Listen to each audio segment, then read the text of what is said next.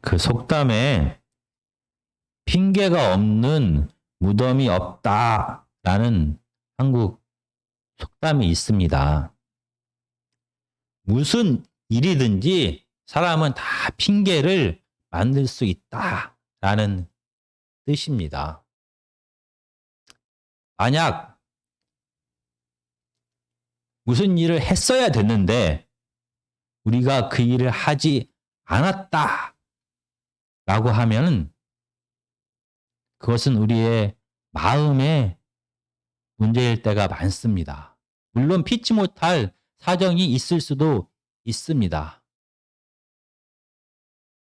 만약 우리가 하지 말아야 될 일을 했다라고 하면은 물론 피치 못할 사정이 있을 수도 있지만 대부분의 경우에는 우리의 마음의 문제인 것입니다. 우리들은 매일 우리의 마음이 원하는 대로 말하고 행동하면서 살아갑니다. 오늘 본문에서 바리새인과 서기관들은 예수님 앞에 나와서 표적을 구합니다. 그들은 왜 표적을 구했을까요? 오늘 하나님의 말씀을 제가 읽어보겠습니다. 마태복음 12장 38절에서 42절까지입니다. 그때 서기관과 바리새인 중 몇 사람이 말하되 선생님이여 우리에게 표적 보여주시기를 원하나이다. 예수께서 대답하여 이르시되 악하고 음란한 세대가 표적을 구하나 선지자 요나의 표적 밖에는 보일 표적이 없느니라. 요나가 밤낮 사흘 동안 큰 물고기 뱃속에 있었던 것 같이 인자도 밤낮 사흘 동안 땅속에 있으리라. 심판 때에 니느웨 사람들이 일어나 이 세대 사람들을 정죄하리니 이는 그들이 요나의 전도를 듣고 회개하였음이거니와 요나보다 더 큰 이가 여기 있으며 심판 때에 남방 여왕이 일어나 이 세대 사람을 정죄하리니 이는 그가 솔로몬의 지혜로운 말을 들으려고 땅 끝에서 왔음이거니와 솔로몬보다 더 큰 이가 여기 있느니라. 지금 오늘 본문에서 바리새인과 서기관들이 예수님 앞에 나옵니다. 바리새인과 서기관은 구약의 율법에 능통한 사람들입니다. 특별히 서기관은 구약의 율법을 필사하는 자로서 전문적으로 구약을 연구하는 자들입니다. 바리새인에 더하여 더 전문적인 구약에 대한 지식을 가지고 있는 사두개인이 합하여 예수님 앞에 나옵니다. 그리고 그들은 예수님께 표적을 구합니다. 이 표적이란 말은 우리가 기적이라고 해석할 수도 있지만 좀 다릅니다. 이 표적의 목적은 보이지 않는 어떤 것을 증명하기 위한 표시, 증거를 표적이다라고 말합니다. 우리가 구약에서 그 사례를 찾아보면은 모세와 기드온과 엘리야 등등 많은 사람들이 보이지 않는 하나님이 그들과 함께 하시다라는 것을 표적을 통하여 드러내게 됩니다. 출애굽기 4장에 보면은 이 지팡이를 땅에 던져 뱀을 만드는 기적, 표적을 행하게 됩니다. 그리고 손에 나병이 생겼다가 회복되는 그런 기적을 모세는 보입니다. 이 표적을 통하여 보이지 않는 하나님이 모세를 보내셨다라는 것을 사람들이 알게 되었습니다. 어느 날 기드온은 하나님의 약속을 받게 됩니다. 이 보이지 않는 하나님의 약속을 확실히 믿기 위하여 기드온은 표적을 구했습니다. 땅에 양털을 갖다 놓고 양털만 이슬이 내리는 기적을 요구했고 반대로 양털만 마르고 그 주위에 있는 땅에만 이슬이 내리는 기적을 요구했습니다. 보이지 않는 하나님께서 기드온과 함께 하시겠다라는 것을 이 약속을 이 표적을 통하여 기드온은 믿게 되었습니다. 그리고 하나님의 선지자 엘리야는 보이지 않는 하나님께서 진짜 살아계신 하나님이고 그 하나님께서 자기와 함께 하고 있다라는 것을 하늘에서 불이 직접 내리는 것을 통하여 드러내게 되었습니다. 이렇게 보이지 않는 무엇인가를 증명하기 위하여 초월적인 기적을 드러낼 때 이것을 표적이다라고 말합니다. 오늘 본문에서도 보이지 않는 하나님과 그리고 예수님과의 관계, 보이지 않는 하나님이 예수 그리스도를 메시아로 보냈다라는 증거를 보여달라라고 말하는 것입니다.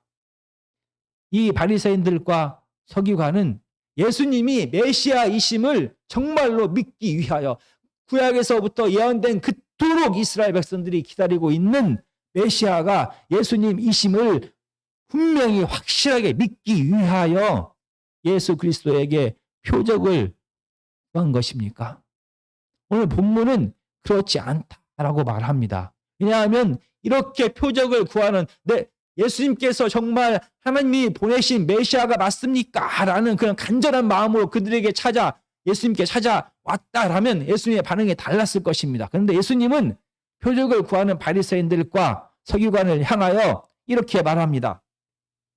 이 악하고 음란한 세대다라고 말합니다. 이 마태복음에서 이 악하다라는 말은 회개하지 아니하고 마음에 악이 가득한 상태에서 악한 열매만을 맺게 되어 하나님의 심판을 받게 될 그들을 향하여 악하다라고 표현을 합니다. 우리가 마태복음 7장 17절에서 19절까지가 이렇게 기록되어 있습니다. 이와 같이 좋은 나무마다 아름다운 열매를 맺고 못된 나무가 여기 바로 악한 열매를 맺나니 좋은 나무가 나쁜 열매를 맺을 수 없고 못된 나무가 아름다운 열매를 맺을 수 없느니라. 아름다운 열매를 맺지 아니하는 나무마다 찍혀 불에 던져지느니라. 그리고 12장 34절에도 이렇게 기록되어 있습니다. 독사의 자식들아 너희는 악하니 어떻게 선한 말을 할 수 있느냐. 이는 마음에 가득한 것을 입으로 말함이니라. 이 마태복음에서 악하다라는 것은 마음에 가득한 악을 그 사람의 말과 행동을 통하여 열매로 드러나게 될 때 그 사람은 악한 열매를 맺었기 때문에 하나님의 심판을 피할 수 없다라고 말할 때 이러한 자들을 악하다라고 말합니다. 그리고 바리새인들에 대해 특별히 악하다라고 말할 때는 그 마음에 마태복음 23장에 보면은 쾌락과 탐욕이 가득하다라고 표현합니다. 그 악한 마음 속에는 하나님이 없습니다. 하나님이 없기 때문에 마태복음 23장 23절 25절에서는 그의 마음에는 정의로움도 없고 긍휼함도 없고 하나님을 향한 믿음도 없다라고 말합니다. 그런데 오늘 본문에서 예수님 앞에 나와서 예수님 표적을 보여주십시오라고 말하는 바리새인들과 서기관을 향하여 예수님은 악하다라고 말합니다. 그렇다라고 하면 그들은 지금 하나님을 찾고 싶은 것이 아닙니다. 그들은 지금 예수 그리스도를 통하여 시작된 하나님의 나라가 진짜인지를 알고 싶은 것이 아닙니다. 이 악한 마음속에 가득한 악한 것을 통하여 그들은 탐욕과 쾌락을 쫓는 그런 삶을 계속 살고 싶어서 결국은 하나님 나라를 거부하고 싶은 핑계를 찾고 싶었던 것입니다. 왜냐하면 이미 마태복음은 예수 그리스도께서 메시아 되심을 그의 표적을 통하여 다 드러내셨습니다. 마태복음 11장 5절은 맹인들이 보며 못 걷는 사람이 걸으며 나병 환자가 깨끗함을 받으며 못 듣는 자가 들으며 죽은 자가 살아나며 가난한 자에게 복음이 전파된다 하라 라고 말합니다. 구약에서 이사야 선지자를 통하여 예언된 메시아가 오셔서 하실 그 기적들이 예수 그리스도를 통하여 그대로 드러났다라고 말합니다. 그리고 마태복음 이 본문에 기록되어 있는 12장 또 예수 그리스도께서 손 많은 자를 회복시키셨습니다. 그리고 귀신을 내어 쫓음을 통해 이미 하나님의 나라, 하나님의 통치가 임했다라고 12장 28절은 분명히 말합니다. 그러나 내가 하나님의 성령을 힘입어 귀신을 쫓아내는 것이면 하나님의 나라가 이미 너에게 임하였느니라. 이미 예수 그리스도를 통하여, 예수 그리스도의 메시아됨을 통하여, 메시아의 사역을 통하여, 메시아의 오심을 통하여 하나님의 나라가 임했다라고 말합니다. 구약의 능통한 바리새인들과 서기관들은 이미 그들의 눈앞에 구약에서부터 예언되어진 메시아가 오셔서 오시기에 됨을 통하여 벌어질 그 놀라운 회복들을 다 경험하고 있습니다. 그럼에도 불구하고 그들은 이 모든 표적에 눈 감고 또 다른 표적을 요구하는 것입니다. 왜냐하면 그들은 악하기 때문입니다. 그들의 마음에는 하나님이 없고 그들의 진짜로 원하는 것은 자기들이 지금까지 누리고 있는 이 자기가 주인 되어서 쾌락과 힘을 쫓아가는 삶을 계속 살고 싶은 것입니다. 하나님의 임재와 통치를 거부하고 싶은 핑계를 지금 계속 찾고 있는 것입니다. 이러한 바리새인들과 서기관의 마음을 예수 그리스도는 두 번째 그들을 향한 비판을 통하여 우리는 다시 한번 알게 됩니다. 음란하다라고 그들을 비판합니다. 예수 그리스도에게 표적을 보여달라라고 말하는 바리새인들과 서기관을 향하여 너희들은 음란하다라고 말합니다. 이 음란하다라는 말은 구약에서 언약, 하나님과 이스라엘 백성들과의 언약 관계에서 이스라엘 백성들이 하나님을 배신했을 때 깨어진 언약 관계의 모습을 보일 때 이스라엘을 향하여 너희는 음란하다라고, 부정하다라고 말합니다. 구약의 많은 예언서들은 이사야, 예레미야, 에스겔, 호세아, 많은 예언서들은 이스라엘 백성들이 하나님 앞에서 얼마나 음란하게 하나님을 버렸는지 그리고 이방을 쫓아갔는지에 대해 계속해서 말합니다. 그러니까 그 많은 구약의 말씀 중에서 예레미야 13장 26절과 27절만 제가 찾아 읽어보겠습니다. 그러므로 내가 내 치마를 내 얼굴에까지 들쳐서 내 수치를 드러내리라. 내가 너희 간음과 사악한 소리와 들의 작은 산 위에서 내가 행한 음란과 음행과 가증한 것을 보았노라. 화 있을진저 예루살렘이여, 내가 얼마나 오랜 후에야 정결하게 되겠느냐 하시니라. 구약에서 분명히 하나님만을 섬기고 사랑하라라는 게 하나님의 첫 번째 계명이었습니다. 그런데 이스라엘 백성들은 하나님이 아닌 풍요와 승리를 가져다 줄 것 같은 이방 신들을 섬기게 되었습니다. 그때 그런 이스라엘 백성들을 향하여 많은 선지자들은 너희는 음란하다라는 하나님의 말씀을 선포했습니다. 이렇게 1계명을 어긴 자들만 음란하다라는 평가를 받은 것이 아니라 제2계명, 마치 하나님만 섬긴 것 같은데 하나님을 우상처럼 여기는 자들을 향하여 음란하다라고 말합니다. 하나님을 마음을 다해, 뜻을 다해, 성품을 다해 사랑하고 하나님의 뜻대로 이 땅을 살아가는 것이 아니라 하나님은 마치 우상처럼 그 힘만을 이용하여서 자기가 누리고 싶은 힘과 쾌락을 계속 추구해 가는 자들, 그래서 하나님을 우상처럼 여기는 자, 하나님을 우상처럼 이용하는 자들을 향하여 성경은, 구약은 음란하다라고 말합니다. 오늘 예수 그리스도를 향하여 당신이 정말 메시아이십니까? 우리에게 표적을 보여주십시오라고 말하는 바리새인들과 서기관을 향하여 예수님은 너희들은 음란하다라고 말합니다.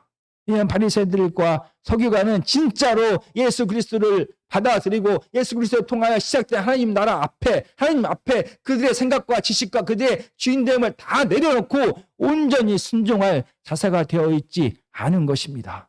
그들이 진정으로 원하는 것은 바로 승리와 풍요입니다. 그들이 지금 누리고 있는 이 모든 것을 계속해서 누리기를 원하고 예수 그리스도를 통하여 시작된 하나님의 나라를 거부할 핑계를 지금 찾고 있는 것입니다. 그들은 예수님을, 하나님을, 예수 그리스도를 통하여 시작된 하나님의 나라와 하나님의 능력을 그들의 힘과 쾌락을 추구하는데 이용하고 싶을 뿐이었습니다. 마치 하나님을 우상처럼 여기고 자기가 스스로 하나님 되고 싶은 마음이 계속 유지되기를 원했다는 것입니다. 이 마태복음 12장 39절에서 이렇게 말합니다. 예수께서 대답하여 이르시되 악하고 음란한 세대가 표적을 구하나 선지자 요나의 표적 밖에는 보일 표적이 없느니라. 그래서 보일 표적, 이 보이다라는 말은 수동태로 지금 쓰이고 있습니다. 수동태라는 것은 사람이 그 일을 능동적으로 할 수 없다라는 것입니다. 이 표적은 오직 하나님께서 하나님을 온전히 믿고 순종하는 자에게 은혜로 주시는 것입니다. 하나님이 주시면 우리는 수동태로서 받는 것입니다. 그런데 지금 바리새인들과 서기관들은 그들의 욕심, 자기들의 힘과 쾌락을 추구하는 자기들의 나라가 끝까지 계속될 핑계를 찾기 위하여 하나님의 능력을 다시 한번 이용하는 것입니다. 하나님이여 당신이 능력을 보여 주십시오. 하나님을 우상처럼 여기고 하나님을 통제하고 싶은 마음이 그들의 요구 속에 자연스럽게 숨겨져 있었습니다. 정말 바리새인들과 서기관은 예수 그리스도를 통하여 임할 하나님의 나라를 원했던 것이 아닙니다. 그들은 어떤 핑계를 찾고 또 찾아서라도 끝까지 불순종하면서 하나님의 통치와 임재를 거부하고 싶었던 것입니다. 그래서 아무리 어떤 기적과 능력을 보여도 그들은 다 핑계를 대면서 이 핑계 저 핑계를 대면서 예수 그리스도께서 메시아 되심을, 예수 그리스도 통하여 하나님 나라가 시작되었다는 것을 거부하고 싶었던 것입니다. 그들은 핑계만을 찾고 있는 것입니다.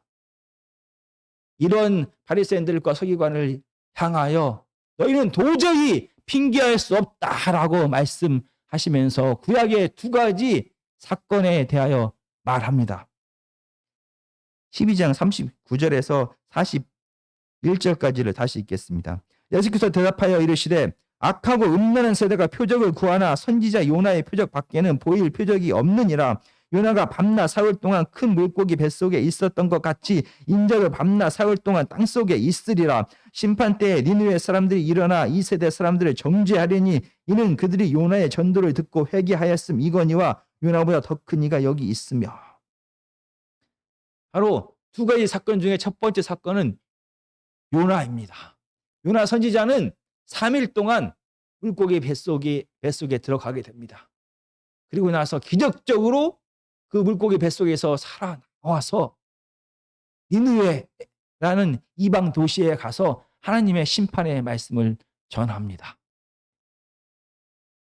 그런데 놀랍게 이스라엘 백성도 아닌 이 이방인들이 요나를 통하여 전해진 하나님의 심판의 말씀을 듣고 회개를 하게 됩니다. 어쩌면 이 니느웨 백성들은 사람이 상상할 수도 없는 바로 요나라는 선지자가 사람의 이 상상할 수도 없게 어떻게 물고기 뱃속에 들어가서 3일이나 지난 다음에 그가 다시 살아났대. 이 소식을 들었을 수도 있습니다. 어쩌면 놀라운 소식이기 때문에 그 지역에 다 퍼져서 그 놀라운 이 죽음에서 구원을 받은 이 기적적인 삶을 경험한 요나 선지자가 지금 우리 도시에 왔다라는 것을 알 수도 있었을 수도 있습니다. 그러나 요나서는 이 사실에 대해 기록하고 있지 않습니다. 요나가 어떤 기적을 행했는지에 대하여 요나서는 전혀 기록하고 있지 않습니다. 그는 다만 하나님께서 니느웨 백성을 향하여 전하라 한 그 심판의 말씀을 그대로 전했습니다. 어떤 기적의 역사도 없었음에도 불구하고 니느웨 사람들은 이 요나를 통하여 선포된 하나님의 말씀에 반응합니다. 회개하고 그들은 구원을 받게 되었다라고 요나서는 말합니다. 그런데 바로 요나가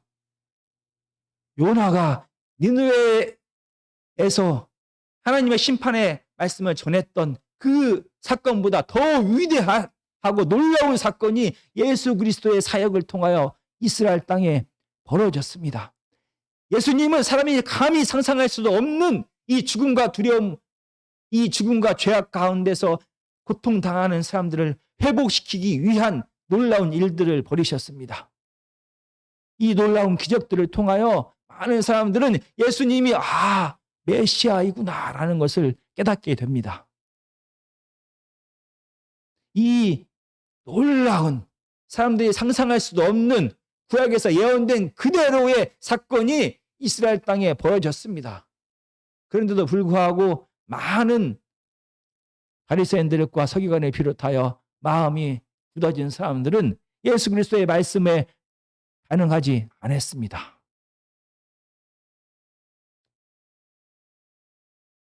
이런 마음이 굳어진 자들을 향하여 마지막 표적에 대하여 예수님은 말합니다.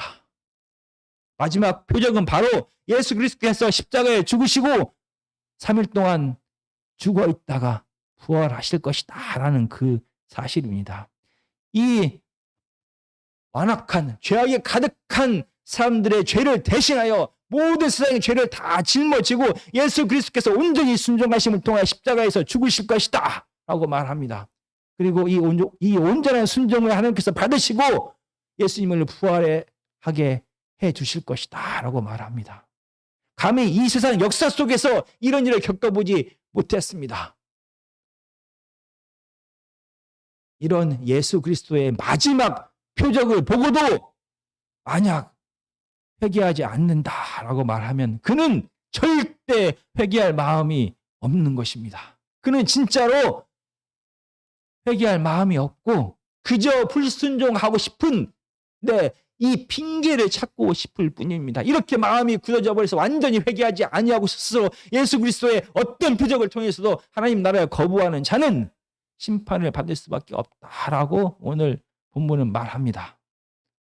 그리고 두 번째로 너희들은 핑계할 수 없다라고 말하면서 구약의 솔로몬의 예를 들게 됩니다. 42절입니다. 심판 때에 남방 여왕이 일어나 이 세대 사람을 정죄하려니 이는 그가 솔로몬의 지혜로운 말을 들으려고 땅 끝에서 왔음이거니와 솔로몬보다 더 큰 이가 여기 있느니라. 오늘 본문에서 스바 여왕은 이 땅에서 어떻게 살아가는 것이 정말로 옳은 것인가를 늘 고민하는 사람이었습니다. 그런데 어느 날 그는 솔로몬에 대하여 듣게 됩니다. 이 지혜라는 것은 하나님의 뜻을 이 땅에서 실질적으로 적용하면서 살아가는 자를 지혜로운 자다라고 말합니다.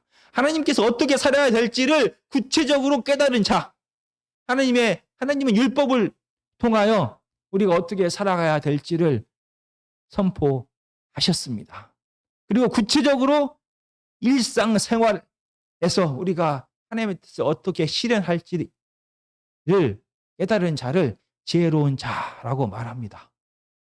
이 스바 여왕은 솔로몬에 대하여 듣게 됩니다. 하나님의 지혜를 주셔서 그는 이 땅에서 우리가 어떻게 살아가야 될지를 안다라는 소식을 듣게 됩니다. 그래서 멀리서 이 솔로몬을 만나기 위하여, 그래서 그 솔로몬의 지혜를 배우고 그대로 살기 위하여 그 스바 여왕은 찾아옵니다. 그런데 오늘 본문은 말합니다. 솔로몬은 하나님의 뜻을 가장 많이 깨달은 자다라는 평가를 받습니다. 그러나 그가 깨달은 하나님의 말씀은 완전한 것이 아닙니다. 솔로몬이 깨달은 하나님의 뜻은 완전한 모습으로 이 땅에 실현되지 못했습니다.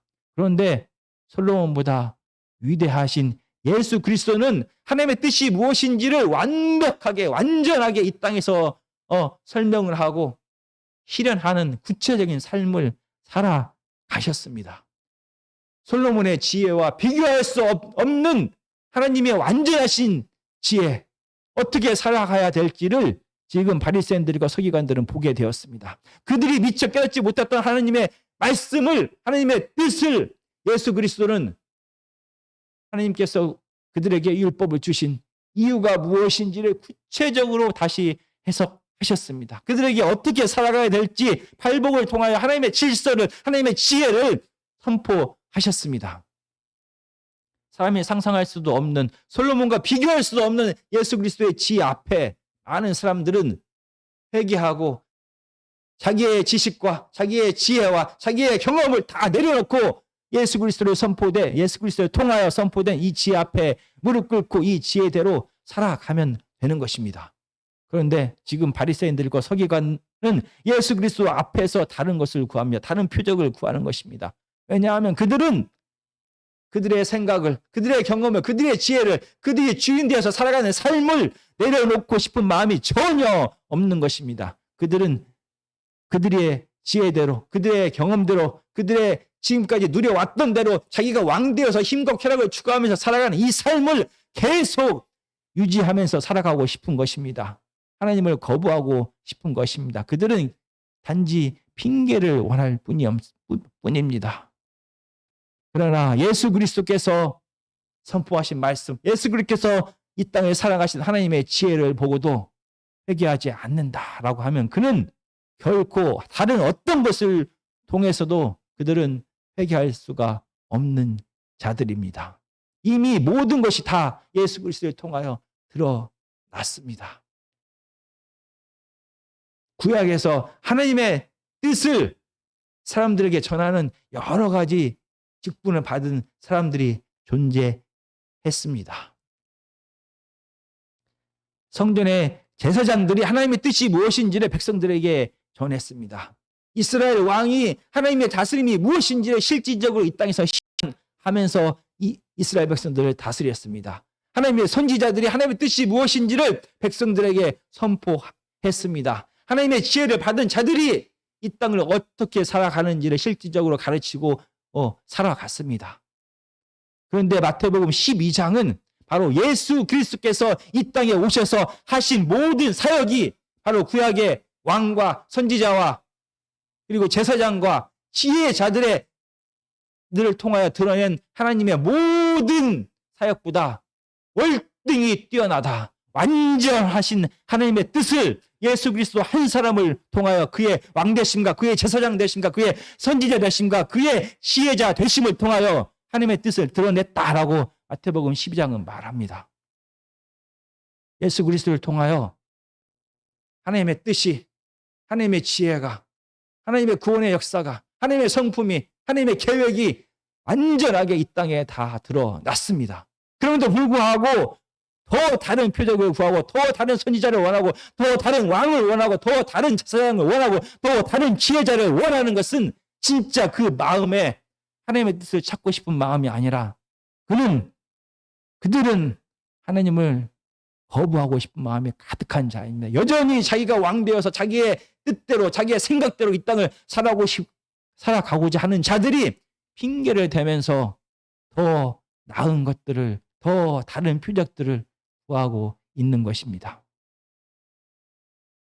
이미 예수 그리스도를 통하여 하나님의 뜻이 온전히 하나님의 말씀을 통하여 우리에게 주어졌습니다. 예수 그리스도의 십자가의 부활과 죽음과 부활을 통하여 하나님의 뜻을 우리는 다 이미 경험하고 있습니다. 우리는 다 이미 알고 있습니다. 하나님 어떻게 살아야 됩니까? 우리는 다 알고 있습니다. 우리 자신만을 위하여 살지 말고 내가 내 삶의 주인 되어서 하나님께 주신 모든 것을 나와 내 가족과 내 공동체만을 위하여 살지 말고 내 이웃에게 나누고 섬기며 인내하며 용서하며 이렇게 살아가야 된다라는 것을 우리는 이미 다 알고 있습니다. 그럼에도 불구하고 우리는 매일매일 삶 속에서 하나님의 앞에 표적을 구합니다. 하나님의 뜻이 무엇입니까? 하나님 나에게 시간을 더 주십시오. 하나님 나에게 물질을 더 주십시오. 하나님 나에게 더 건강을 주십시오. 하나님 나에게 긍휼의 마음을 더 주십시오라고 더 구합니다. 진짜 하나님의 뜻대로 살고 싶어서가 아닐 수도 있습니다. 우리는 핑계하고 싶은 것입니다. 내가 내 자신만을 위하여 사는 핑계를 찾고 싶은 것입니다. 내가 내 가족만을 위하여 사는 핑계를 찾고 싶은 것입니다. 내 귀한 시간과 물질을 나와 내 가족만을 위하여 살고 싶은 핑계를 지금 찾고 싶은 것입니다. 우리의 마음에는 예수 그리스도를 구주로 영접한 다음에도 여전히 악한 마음이 함께 존재합니다. 그래서 우리의 마음이 마치 우리의 자녀를 향하여 불쌍히 여기는 마음이 자동적으로 드는 것처럼 우리의 마음이 우리의 부모님을 향하여 그들 불쌍히 여기는 마음이 자연스럽게 일어나는 것처럼 우리가 나 자신을 자연스럽게 용서하고 이해하고 귀하게 여기는 것처럼 이렇게 자연스러운 마음이 내 이웃을 향하여 나올 수는 없습니다. 하나님 내게 그런 마음을 주십시오. 그러면 내가 내 이웃을 사랑하겠습니다. 내가 내 이웃을 용서하겠습니다. 내 원수를 내가 용서하겠습니다. 물론 하나님께서 우리에게 그런 마음을 주셔서 자연스럽게 정말 사랑의 마음을 가지고 우리가 하나님의 뜻을 행하면서 살아갈 수도 있습니다. 그러나 우리 안에는 여전히 죄성이 가득합니다. 그래서 하나님은 이미 우리에게 어떻게 살아가야 될지를 말씀하셨습니다. 때로는 우리의 마음속에 여전히 우리의 이웃을 향하여, 우리의 원수를 향하여, 우리의 가족 아닌 다른 사람을 향하여, 나 아닌 다른 사람을 향하여 똑같은 마음이 들지 않는 게 당연합니다. 그럼에도 불구하고 우리의 시간과 우리의 마음과 우리의 물질을 그들을 향하여 쏟아 부어야만 되는 것입니다. 마태복음 12장은 계속해서 말합니다. 내 마음에 쌓은 악에서 악이 나온다. 내 마음에 쌓은 선에서 선이 나온다라고 말합니다. 우리가 의지적으로 반복적으로 하나님의 뜻을 행할 때 하나님께서는 우리에게 그 이웃을 향한 사랑의 마음을 주시는 것입니다.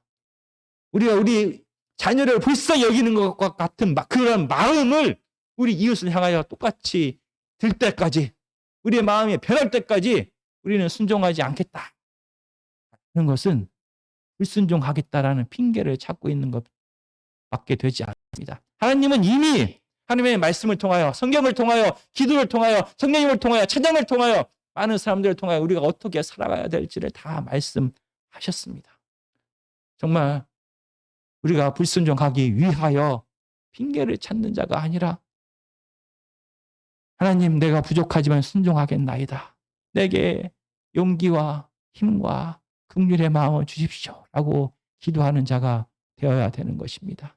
이렇게 기도하는 마음으로 이미 우리를 통하여 우리 안에 주신 하나님의 계획과 뜻을 반복적으로 의지적으로 계속 실천할 때 우리의 성품이 예수 그리스도의 성품으로 조금씩 변하는 것입니다. 한순간에 내가 예수님을 믿었기 때문에 하나님이 내 마음을 완전히 다 바꿔버리는 그런 기적적인 역사는 우리 삶 속에 없다라는 것을 우리는 경험적으로 다 알고 있습니다. 지금은 핑계를 찾아야 될 때가 아니라 지금은 하나님 앞에 용기와 힘을 달라고, 실천할 수 있는 용기와 힘을 달라고 기도해야 될 때인 것입니다. 하나님의 자녀답게 하나님의 뜻을 이 땅에 우리의 삶 속에 실현하면서 실천하면서 살아가는 저와 여러분이 되었으면 좋겠습니다.